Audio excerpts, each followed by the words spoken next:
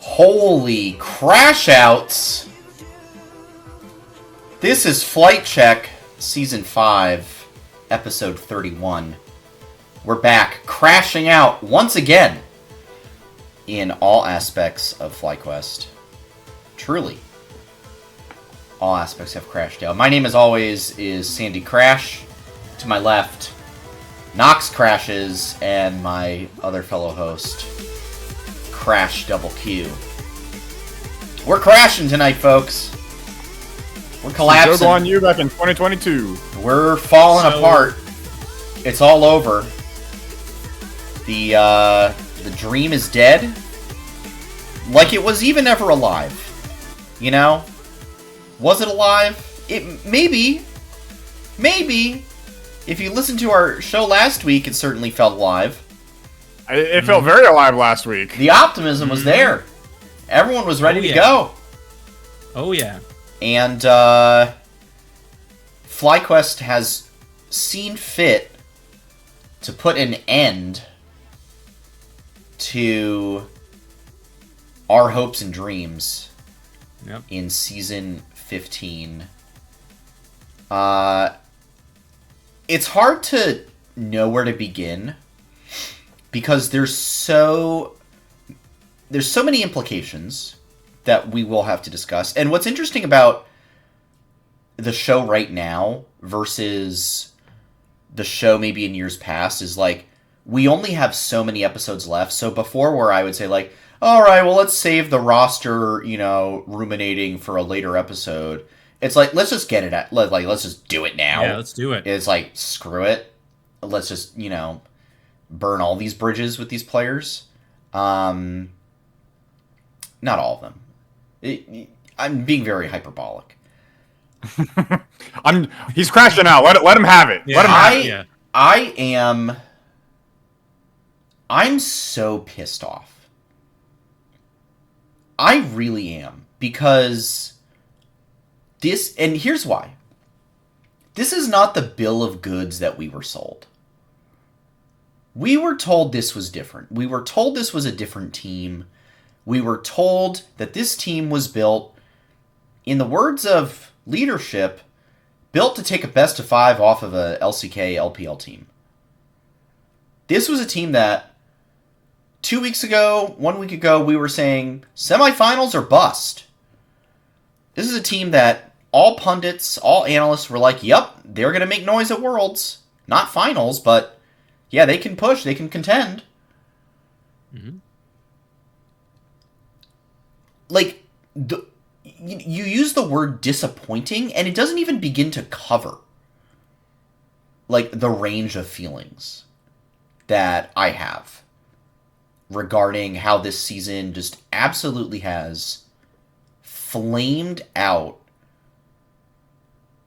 like a meteor racing through the sky, just like a flash, and it's gone.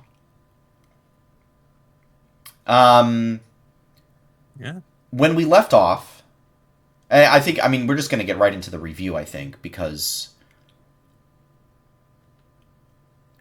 so many problems. When we left off, we had just taken down Team Secret Wales. We were sitting at 2-1, a single best of 3 away from quarterfinals. G2 on the horizon, and we had thrown around, like, okay, if the worst happens and G2 does get it, okay, here's, like, some scenarios. And we even got, like, a winnable... We didn't get the worst scenario.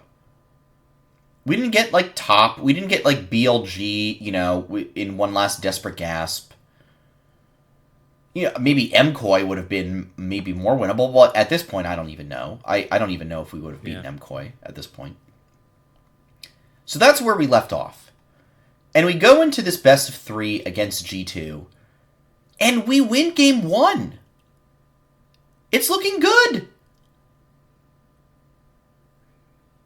And it all falls apart. And I have places that I want to point to, but Nox, I'm going to start with you and then Curly to follow. What the hell happened? Where did it go wrong? Oh, man. I really think, unfortunately, I have to I gotta point to Quad. I think Quad just massively collapsed. I don't know if it was something to do with the mental pressure. I don't know if it was just like he made one extremely egregiously bad play, and that caused the rest of the team to kind of crash out from that. Yeah. But I at the end of the day, I really think I do have to point to Quad and be like, man, this is the straw. That straw, 10,000 kilograms, man. It broke the camel's back and shattered it. Because from then on out, I don't think there was a single really good thing that Fly really showed on the Rift all that much. No. This felt like truly like we had regressed back to being like an NA team instead of like the FlyQuest of 2024 and like even FlyQuest of earlier this year, 2025. So yeah, man. I mean, we can go into the nuanced details of why that may have happened here in a little bit, but I'll let Curly do his little spiel first. Yeah, Curly, you go. And I think I would like to get into some of the Yeah. details, but yeah, Curly, you give me your kind of overview. I mean, for me, it goes wrong with before we even got on the Rift. Like, I don't know what the hell we were drafting with anything after game one. Like the Annie mid has been such a like sore spot for us over the entire year. I can count on my hand the amount of times it's probably worked out. The Soraka. I saw the vision. Like I could. I maybe sure, yeah. I don't know what you're doing here, but like sure, maybe. And then Whippo's Rumble is just never something that I can feel we can rely on. That was shocking It's like, to me. It's like it's okay sometimes when the meta is very favorable to it and his opponent is on a bottom tier LCS team. But when you're at Worlds against Broken Blade, who can, like Whippo, turn it on or off randomly, and he's been turning it on to try and save this team. Well, Caps is like, actually, even Caps this game was really, really good. Like the rest of the tournament, Caps has been mediocre for me, but like all that side. But really, especially then you give Skewmon this Trundle, which I don't know if Trundle had been on the radar yet in the series. It had been out there on the Rift a couple times, but I just feel like, I don't know, we really enable him so quickly. Yeah. And so the drafting and the early game were pretty rough for game 2. And then game 3, it's like, I don't know what this Jhin pick is. Dude, Lucian Jhin picks were also like pretty tough. And the Jins were so... the Jins had me steaming mad.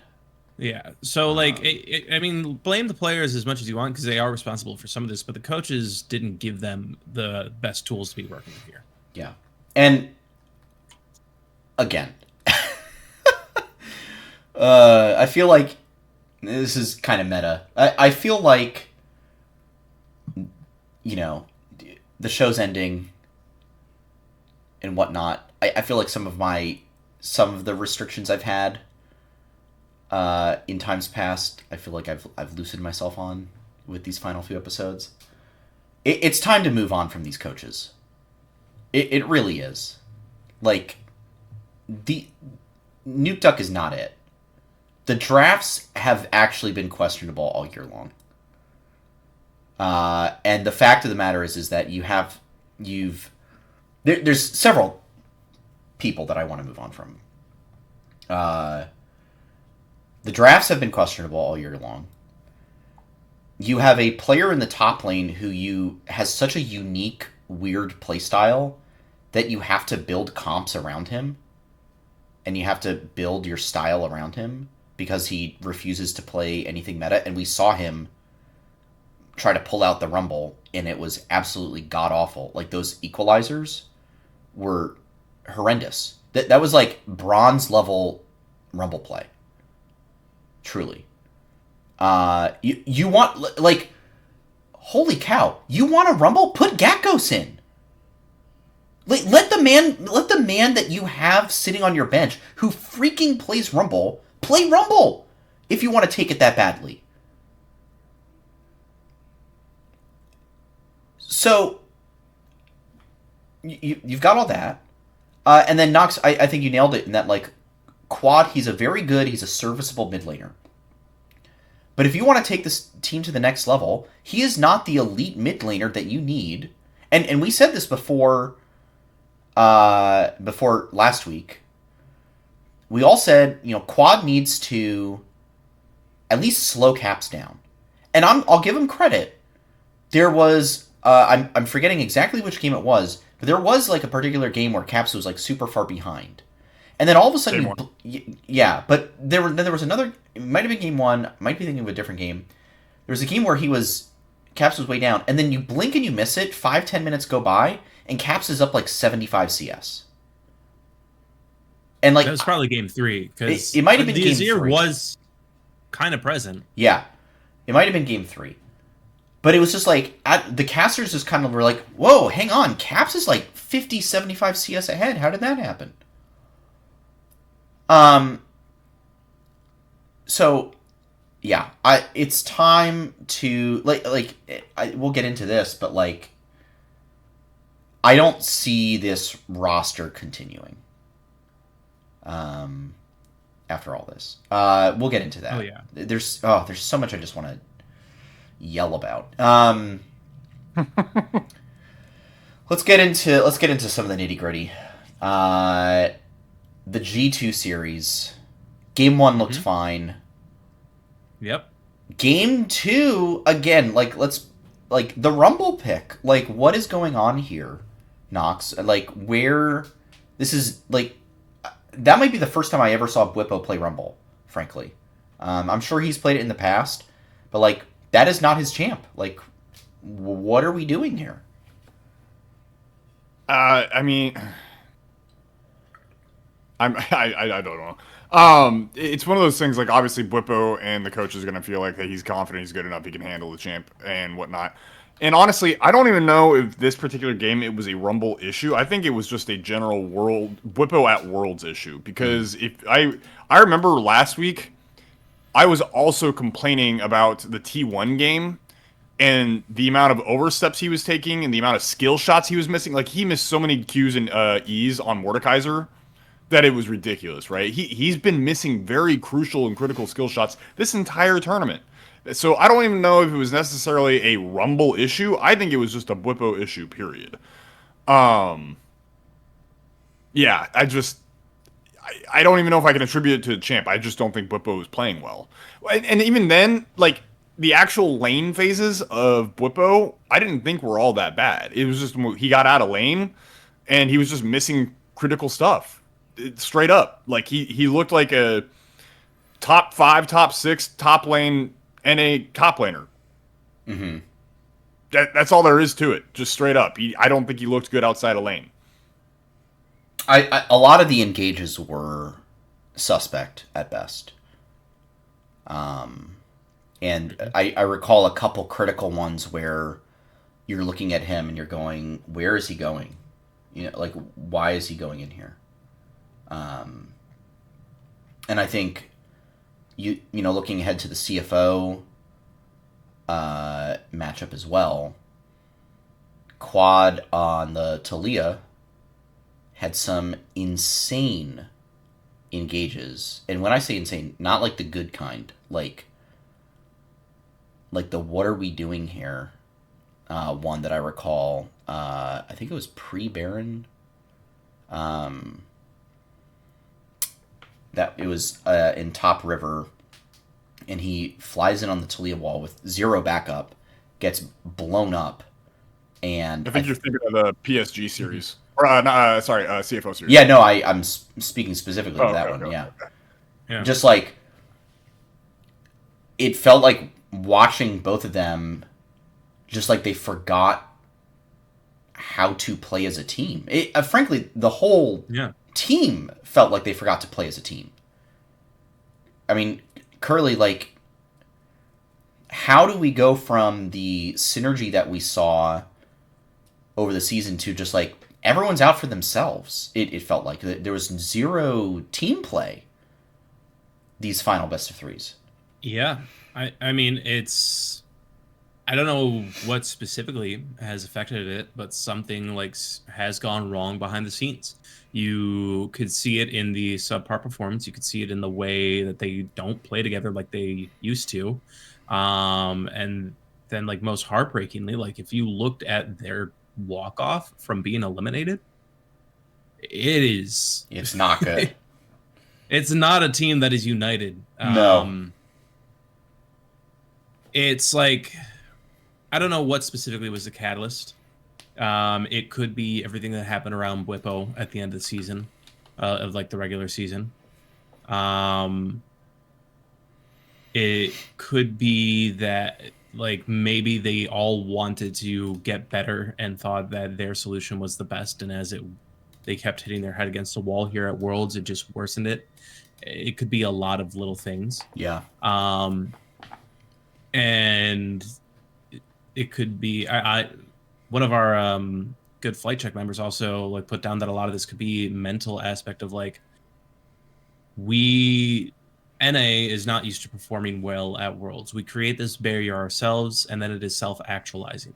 And so no matter how hard this team is trying, maybe in the back of their mind they're expecting to barely scrape by, even though they've done really well over recent years or over the recent season. And maybe that once they had little slip-ups, they kept thinking about it worse. And they're like, oh, maybe self-affirming, we're not as good as we thought. We're not as good as we thought. I don't know.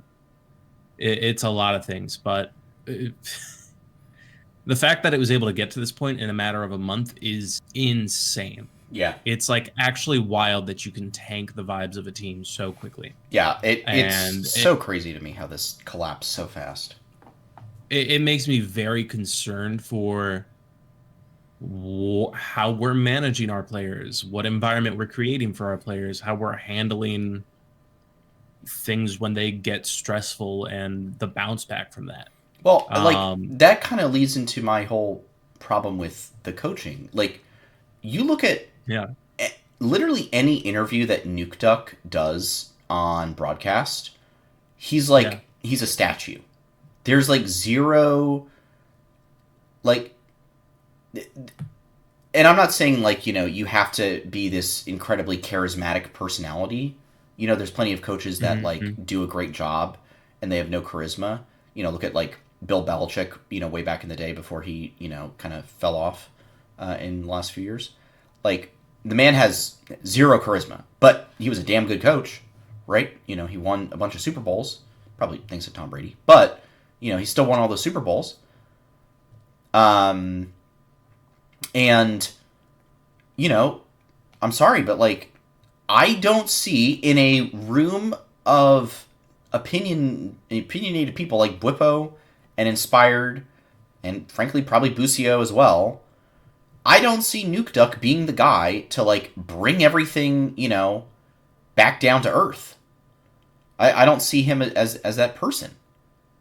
I don't see Mithy really being in that role either. So y'all want the actual truth of the matter? I mean, bring it on. Here we go. This happened? Here we go, Knox. Say it. There was a certain individual who's no longer on the team. Here we go. That is now on Shopify Rebellion. That Here we think go. is really the group that this team needed. Here it is. The hard truth. Say it, Knox. Say his name. Say the line, Bart. I'm just saying, we missed out on a little DeMonte Tanner time. Tanner time? Bring the glue. There was no Tanner time. We didn't have Tanner time. I mean, legitimately, I don't think you're wrong here. We didn't have that glue. I agree wholeheartedly. I actually genuinely like I believe after like thinking about it a little bit after I got over the pissedness that was the PS I keep saying PSG after the CFO series. PSG was the #1 LCP team for years. Yeah. It's okay, we forgive you. CFO. But after that series, like I finally like I went to bed and I woke up. I brewed for a little while and then I really thought about it and was like, you know, this crash out does not happen if you have DeMonte on the team. Hundo. If you have DeMonte on this team, 100%. I mean, okay, I'm not going to say the gameplay necessarily improves. There's still a shit ton of gameplay issues like with Whippo, right? But you don't have the crash out that is the CFO versus FlyQuest series, right? Yeah. It like that series actually looks decent. It looks good. And I don't think they're having issues in scrims, and I think the team environment is far better, right? Yeah. Yep. Like, I legit think the loss of DeMonte cost FlyQuest their chance at quarters. Period. Straight up. There's no ifs, ands, or ands, or buts about it.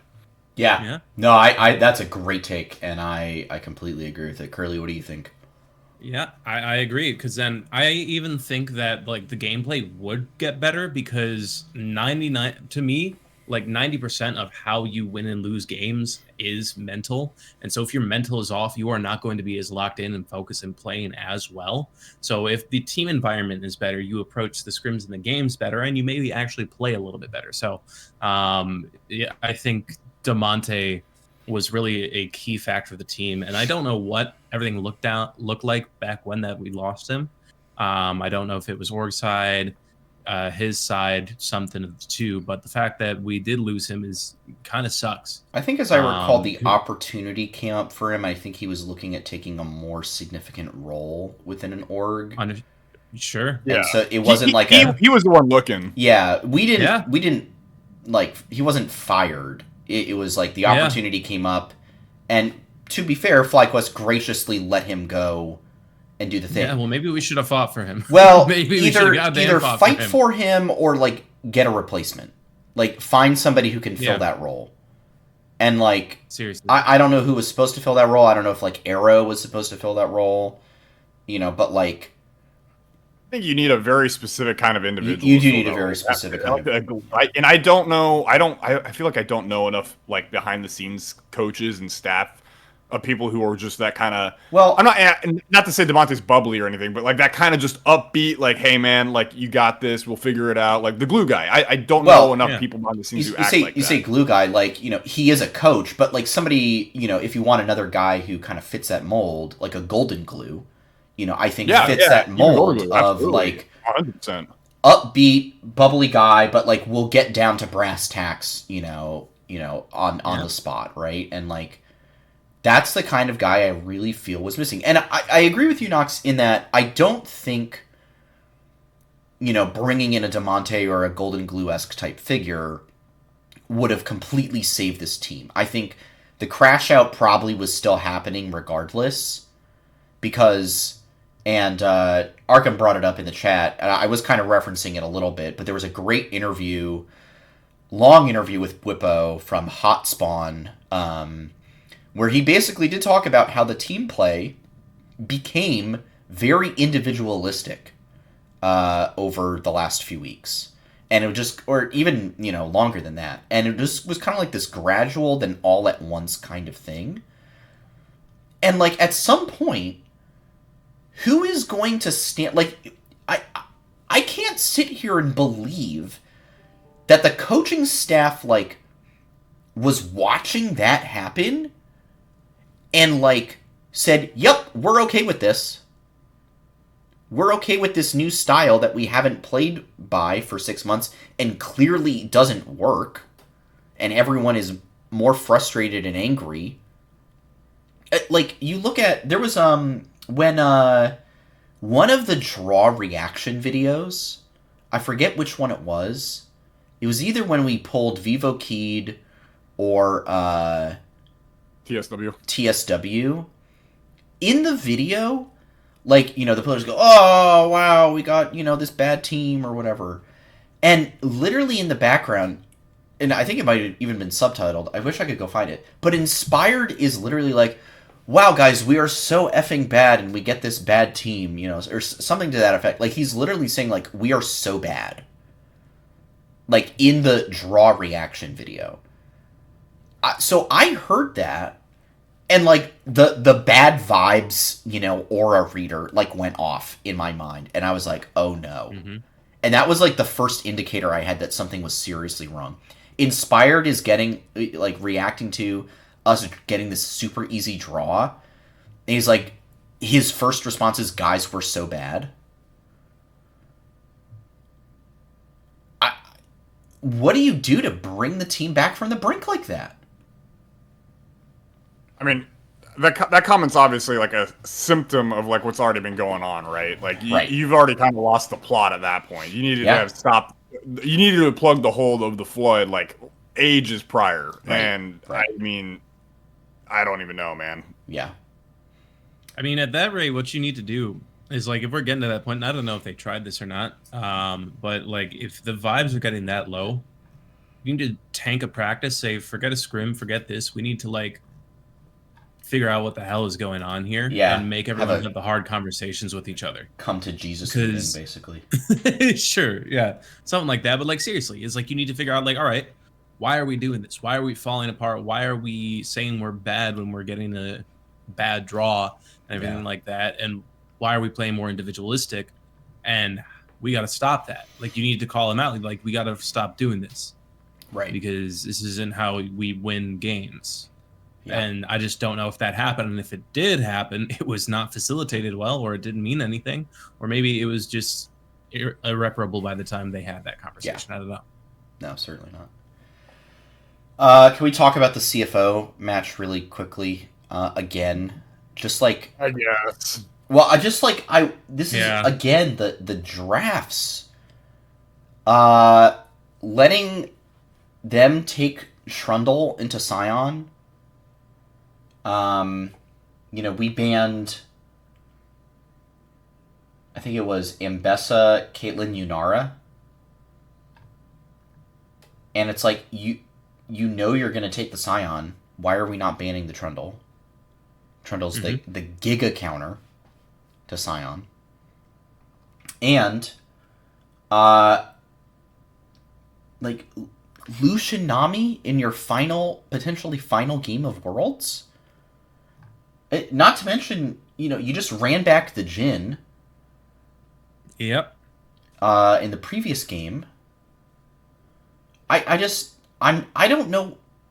I don't know what was happening here. And like that game 2, like after, like a 45-minute loss in game 1, that game 2, it just like, it felt like we rolled over and died. Like there was no belief in the team. You could literally see it.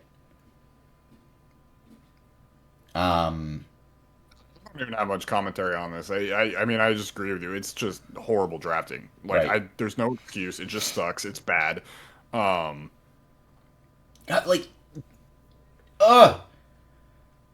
Your only front line in this game too is the Scion. You've got Kiana, Annie, Lucian, Nami.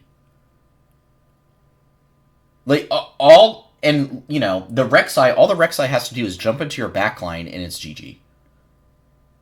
Which, by the way, Rek'Sai ulti, point and click. It's not a skill shot. All you gotta do is R somebody. I could do it. I could hit those Rek'Sai ultis. So, I expect Rest to, absolutely jack someone up if he meets them in a dark alley. Alright. We alluded to it. But it's time to say, what's the future? Where do we go from here? And when I say we, it's a very loose we, because we will not be covering this team next year. So this is all highly speculative. This is all highly frankly, my level of investment in, where do we go from here is at an all-time low right now, because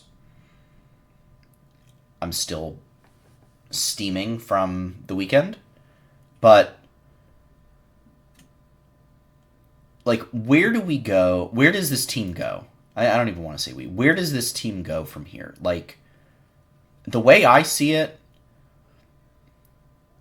the only two people I can guarantee you are staying on this team are Masu and Busio. I don't see them leaving. Inspired's contract is up, so that'll be interesting. Bwipo, it feels like it's been written in the stars that Gakos is coming in for him. And Quad, I think, got shown up significantly at this Worlds. I would be surprised to see him on this team. starting in the winter. Do you guys feel similarly, or do you think that things are gonna remain similar? You know, complete roster boom. Like, where does FlyQuest go from here? I think no matter what Bo's gone, I think we can all agree on that. Yeah. Let's see. Masu is going to definitely stick around for another year. Busio's contract is up. Oh, I didn't realize that. Yeah. With that said, my understanding is Masu and Busio enjoy playing together. Yeah, so that's I wouldn't pretty be clear. surprised I wouldn't be surprised if that's an easy sell from FlyQuest to be like, hey man, let's just re-up your contract. We like playing with you. Masu likes playing with you. You're a great bot lane duo.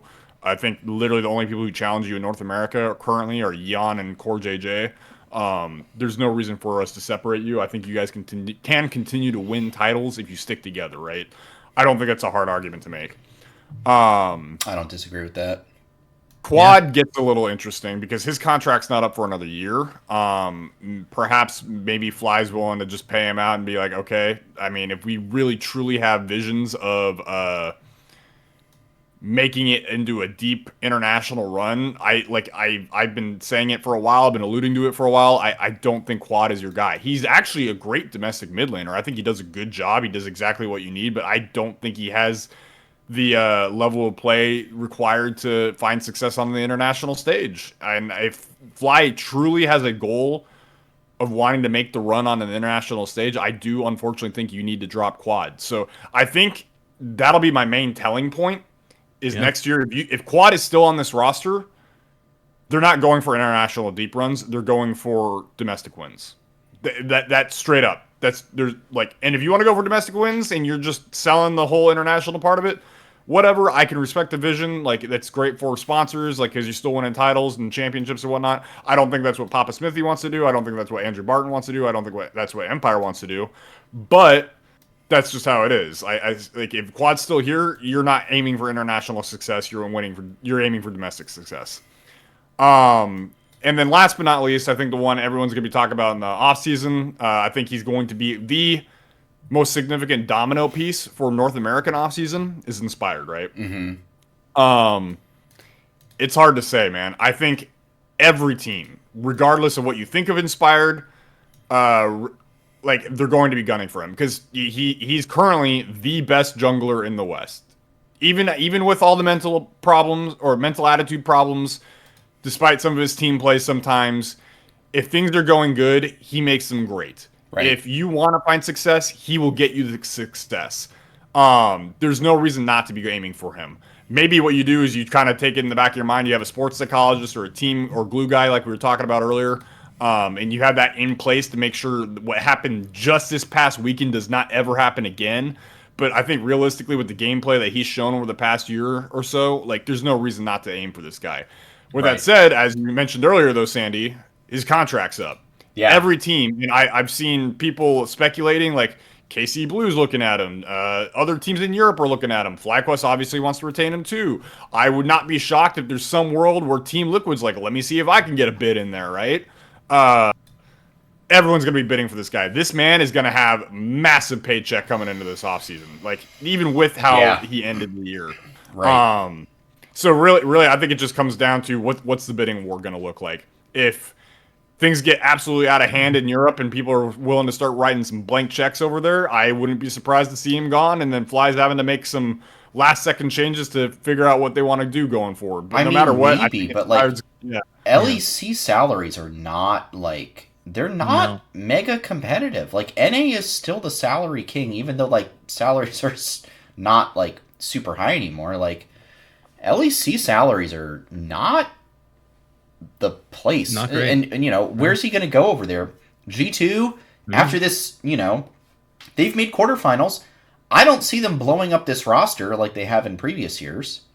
You know, they'll probably stick with this roster. So what's left? Fnatic? You know, KC's probably sticking with Yike. You know, Koi's not getting rid of Elyoya. That's his team. So what does he want to do? Like, does he, you know, Navi writes a blank check and they say, hey, Inspired, we're going to, you know, build a team around you. You're going to be the linchpin, and then we're going to bring in some top-tier talent? Like, is that what we're saying? I don't know. I think wherever he goes, that's going to have to be the case. Because like, if we hold on to, if like FlyQuest holds on to him for whatever reason, Yeah. it's probably going to be giving him way too much power that any individual player should have over roster decisions. And if he leaves, it's because I don't even think he's attached to the money. I'm going to be honest. I think he'll go where he feels he can be competitive. Because like I can't imagine. I'm sure we started paying him like pretty well, but it's if there's a more competitive option, like say hell here in NA, if maybe Jack or Steve write him a check, he might go over to them. Not that Jack's going to be getting rid of Blabber or anything, but if he decides it's time to move on from the Blabber show, I could see Inspired in blue. I don't know. But I mean, my thoughts on the roster are Masu and Busio should stay together no matter where they are. And so I'm hoping that we fight to keep Busio here on FlyQuest because them as a bot lane are really, really good vibes. I know Masu had a bit of an underperformance here. I trust that like in whatever, like they're already kind of just taking the break that they need, which is honestly good. They're in Japan. They're having a good time. Great. Love it for them. And so I'm hoping that mental reset means for the future he can come back to playing how he's like we're used to because he has a lot of talent, and we know it can be expressed, and it just wasn't here this time. Yeah. And then Busio works really well with him.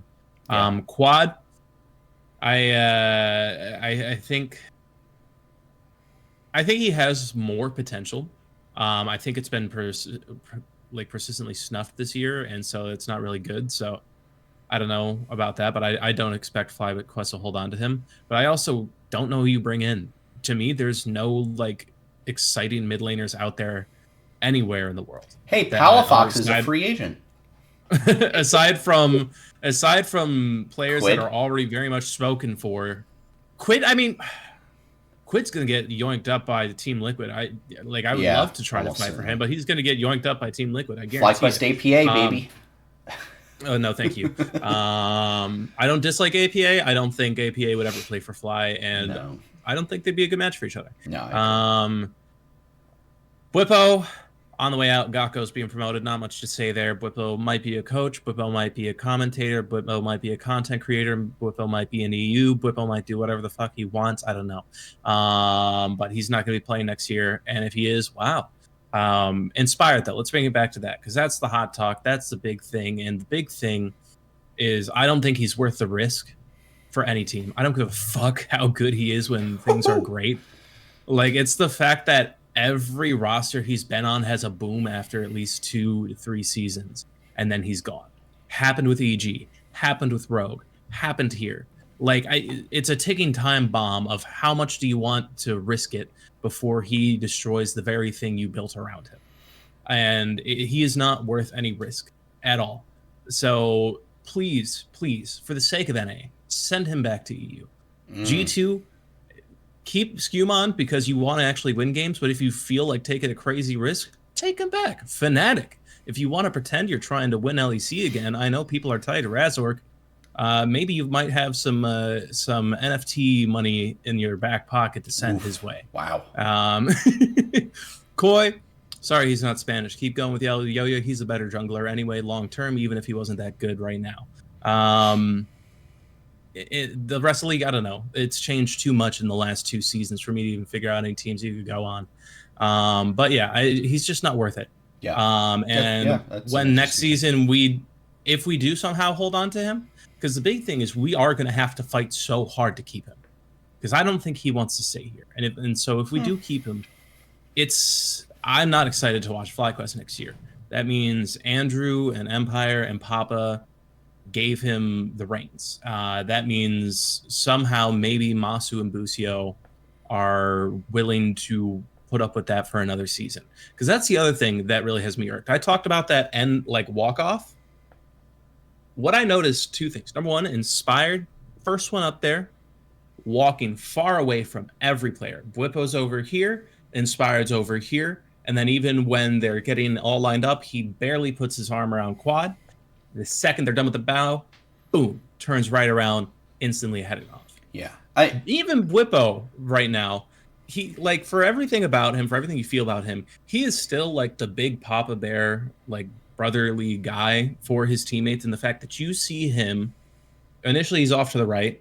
I think I'm not going to read too deep, but the fact that like I don't know how Inspired feels about Busio, about each other, but he gets between Busio and Masu, and he's just looking at Masu to make sure Masu's doing all right. Bwipo is. And so, like, he's actively looking out for his team. Quads and a 1,000-yard stare, and Inspired is just heated the whole time. So why would I want to hold on to a player like that as a manager? Is he really worth the risk? No, in my opinion. But hey, we'll see if he's wearing green next year. I mean, we'll see. I think emotions run really hot in difficult circumstances. What I will say, I know everyone's been clowning on that picture, but so every week, I make a little graphic for the show. Last week's graphic, if you go look at it, was post-win. I forget who it was against. It might have been against TSW. But in that picture, it's from behind. And this time, in that picture, Inspired is in the exact middle, 2 players on either side of him. And Inspired has his arms, like, behind his back. Like, he doesn't have arms around the guys around him. That just might be what he does. And, I haven't gone back and, like, looked. But, like, he did that after a win. His body language was, is what it was after a very significant loss. I know people really, really want to read into that, and I know it doesn't look great. I would hesitate to say, oh, yeah, Inspired's blaming his teammates, and he's so done with this roster and he's going to leave. Like, I've been in competitive sports situations on a team. You take a loss like that, like, you're mad. You don't want to see anyone. You don't want to, high five. You don't want to do anything. So, like, I get it from his perspective. He's pissed off. This is not how it was supposed to go. Knox is done with this conversation. No, sorry, Knox Cat just wanted in. He was scratching the door. Oh, welcome, Knox Cat. I think the Commanders just picked off Patrick Mahomes. Life is good for Chiefs haters. Hey, there he is.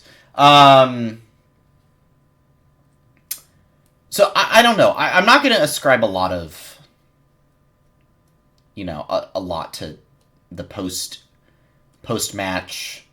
Sure. Inspired's pissed off. I'm sure they were all mad. Oh, sure, they were all frustrated. Absolutely. So I don't know. I'll give my final take on who I think's leaving. I think Bwipo and Quad are gone. I think Inspired, Masu, and Busio stay. I hope the coaches are gone. I don't know who we bring in. Frankly, leave Mithy. I think Nuke Duck's got to go. Funnily enough, I think Curly would say the exact opposite. Sure. I mean, somebody in the coaching. I think there needs to be better leadership in coaching. So there has to be a coaching shakeup. How about that?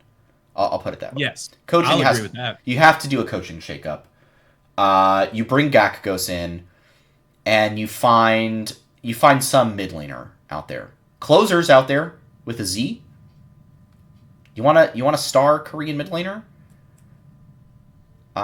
There's a chance. Hey, Chovy is always available too. Yeah, I'm sure he's always available. Bust open those wallets. Rev up those fryers. All right, let's quickly, and you guys are going to help me out with this actually. Quarterfinals predictions. I know we are so happy to be predicting a quarterfinals that FlyQuest is not in. Help me out, because I'm stuck on a few of these. Sure. How? Give me a percentage. Like, it's, like I would say, like, Gen G, it's probably like a 75-25 them over Hanwha Life. Here's the one I really care about. Flying Oysters and KT Rolster. Probably my most excited matchup. Knox, in your pick'ems, there's like, when you do pick'ems, there are 6 potential scenarios. 3-0, 3-1, 3-2 for KT, 3-0, 3-1, 3-2 for Flying Oysters. This is one of those pick'ems where I'm looking at it and I'm like, I should just roll a dice. Like, I legitimately, I almost feel like rolling a d6 would be more accurate than me trying to big brain who's going to win this matchup. But I want you guys to help me out. Where do you have this matchup going? Because I think people on the face are be like, oh yeah, KT 3-0'd. You know, put him through. But Oysters looks good. What do you guys think? So I still, and Arkham, cover your ears because he's a KT fan, but I've still got KT making it. I got it going to Game 5, though. Woo! Yeah. All right. KT in a 3-2. Curly, what about you? I think it's definitely a 3-2. I think I can still believe in KT for a little bit here. Okay. But I would be super hype if it was CFO. I'm actually cheering for CFO. I would love a world where Taiwan finally makes it back to semis. That would be so cool. Awesome. Yeah, I love that. That'd be awesome for them. I will also say, so I decided to go pick a look at the graph for KT Rolster versus Flying Oysters. Yeah. And it is the most evenly distributed chart that I've seen in a long, long time. Just like one out of 6, or like 16% all the way around. It's close. So 3 of the percentages are at 22.5. We have a single one at 20%, and then we have one that's at 5% and one that's at 7.5%. So all 6 are covered, and it's like really, really close overall in general. Damn. Right now, I've got selected Oysters 3-2 over KT. Curly, how do you feel about that? How do you feel about this series? Because it's like, it's very interesting because you have KT who surprised everyone by going 3-0. Right.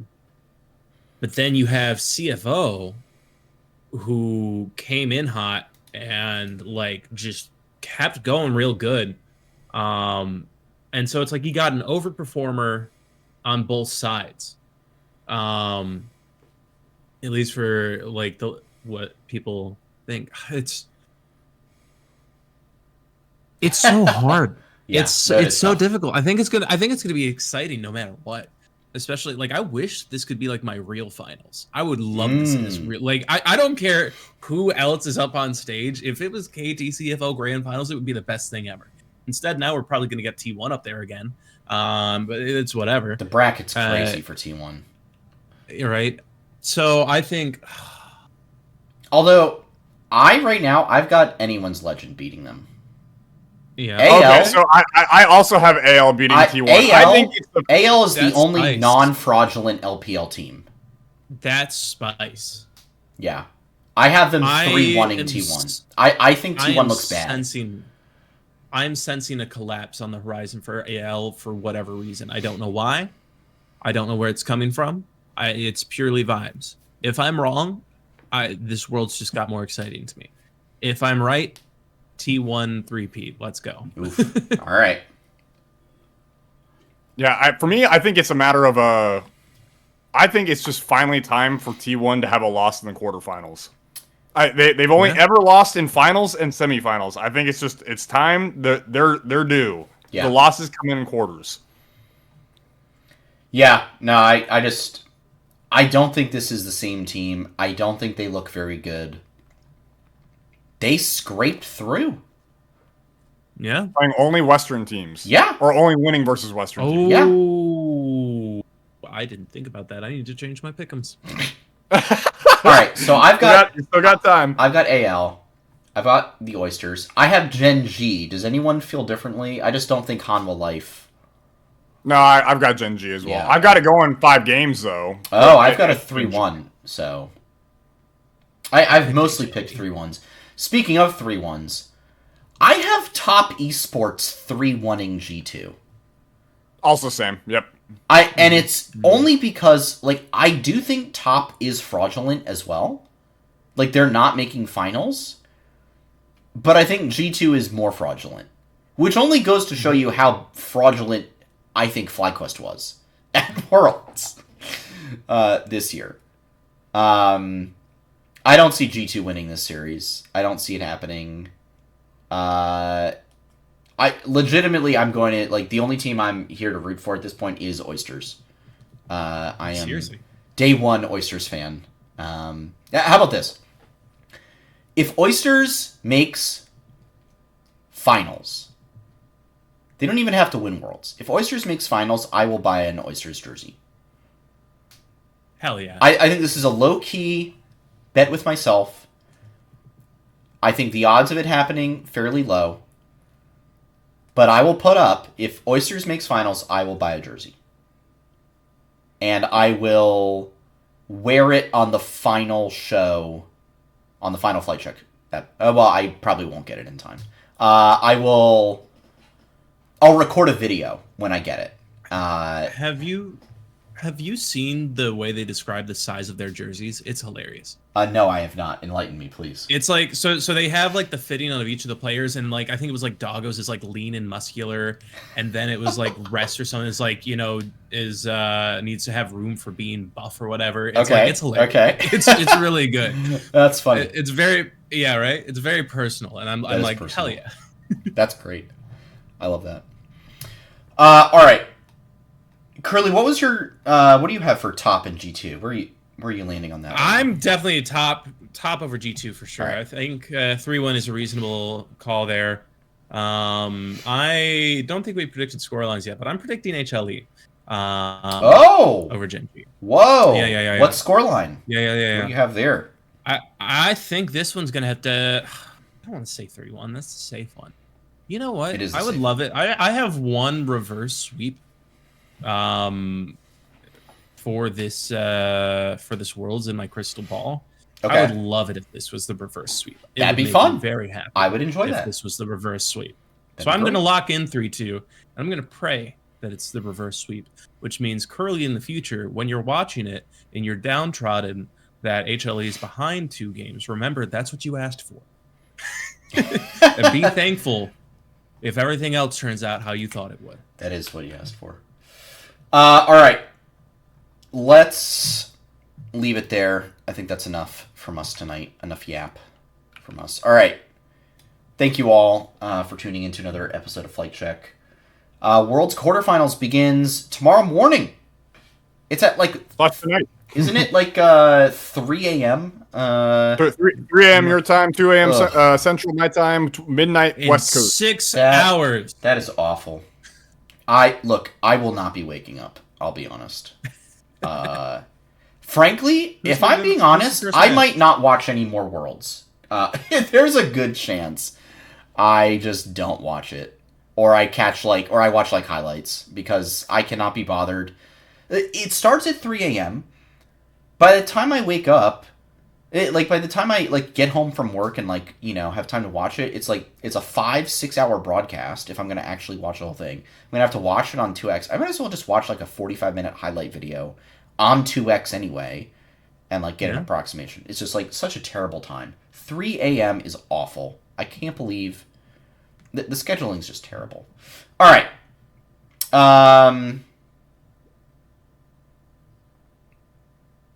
Quarterfinals. They start tomorrow.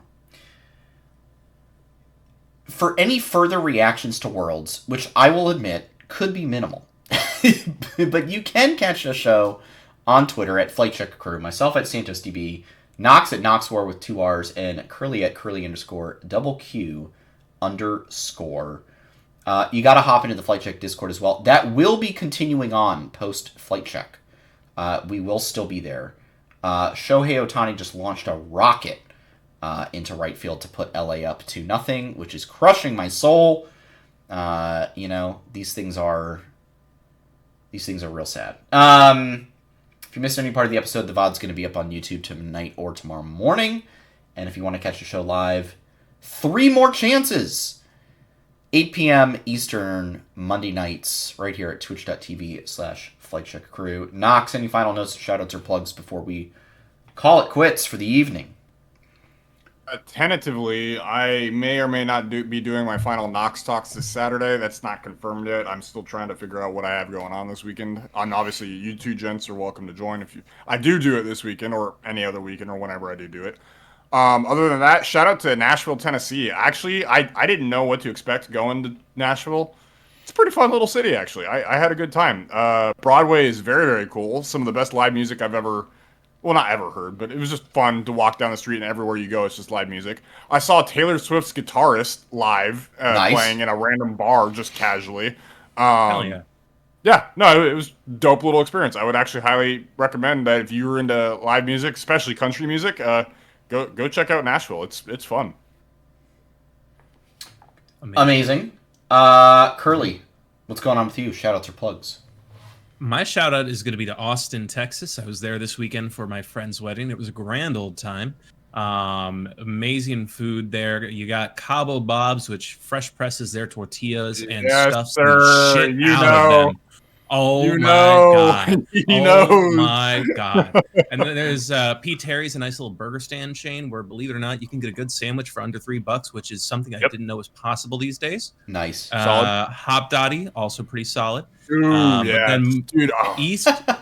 East and West 6th Street are amazing. Taking them on 2 nights in a row is a crazy thing to do. I'm And then so having- mad that you went to Knox's city the same weekend that I Knox left for a different city. I was not in. Oh, I you was weren't in in Dallas for a layover. I was in Dallas for a layover. I was not in Dallas. Dallas, we a lot more. I was in Austin. All right, I was Okay, like okay. sitting in Dallas for 30 minutes, whatever. I don't know. Yeah, I don't even know how long. I'm so But mad anyway, that you were in yeah. Austin State. Yeah. Yeah, yeah. Well, I just doxed Knox. I'm so mad that you. How were dare you? I'm so mad that you were in Austin and didn't hang out with Austin while he went to a right, different me too. state. Now that I agree with. That I do agree with. It will happen next year. We will find time. I will go to Texas and I will see there because I actually, at this rate, I want to take a week off and go to Texas. Something I never thought I said, but like Austin's pretty cool. Let's go to Austin. Austin's really really cool. Anyway, that's my In more ways than one. long-winded shout out. All right. For myself, we're gonna do a shout out to new book. I'll do a shout out to new book. I've only read 80 pages, so I can't. Not gonna give it like a full-throated endorsement, but I'll give it a soft one. It's called The Will of the Many. It's book 1 of the Hierarchy series. I just joined a book club, actually. It's kind of like a sci-fi fantasy, and it's looking like it's going to get into some kind of like dark academia kind of thing. The main character is supposed to go to a school real soon, that kind of deal. So if you're into that, could be up your alley. The Will of the Many in the Hierarchy series. All right. We'll be back next week to discuss quarterfinals, how they went, and preview semis and finals potentially. I don't actually know how this. No, just semis. No, I think we'll be talking about finals. I thought. Not next week. Yeah, no, because I think we should get through. Are we getting check through the semis schedule. this weekend? Is that happening? because there's a week off before. Holy cow! Okay, so we're previewing finals next week. That's crazy to me. Exactly. Yeah. That's okay. Then very quickly, who's in finals? I have Anyone's Legend and Genji. I also have anyone's Legend Genji. Yeah. I forgot which side of the bracket is which, but I know I have T1 on one of them. And You have T1 versus HLE because you think HLE is going to beat Genji. for finals or semifinals? For finals. Really? That's what you Okay. would have if you're picking HLE to beat Genji.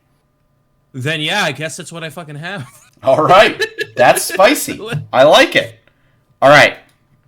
Well, we'll see you guys for, I suppose, for a finals preview next Monday.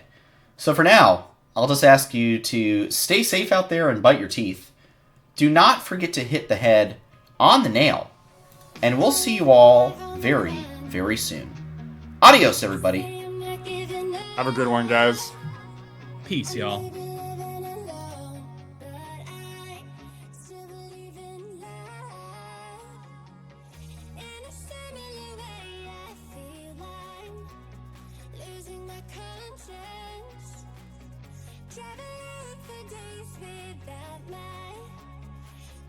she's pregnant.